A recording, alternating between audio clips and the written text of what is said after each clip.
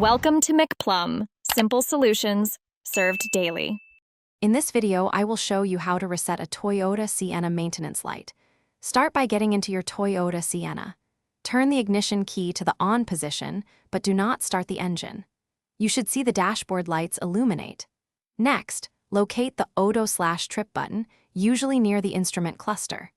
Press this button repeatedly until your odometer or trip meter reading is clearly displayed on the screen. This is a crucial first step before proceeding with the reset process. Now, turn the ignition completely to the off position. With the ignition off, press and hold down the auto/trip button. Keep holding it firmly. While still holding the button, turn the ignition key back to the on position. Do not start the engine.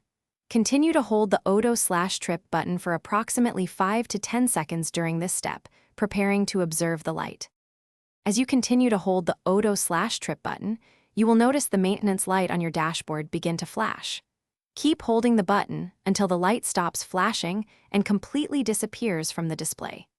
This entire process usually takes about 10 to 15 seconds from when you first turn the ignition to on while holding the button. Once the light is gone, you have successfully reset the maintenance reminder. Once the maintenance light has disappeared, you can release the auto/trip button.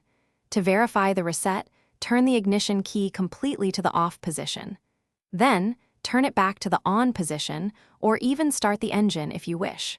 The maintenance light should now remain off, confirming that the system has been successfully reset.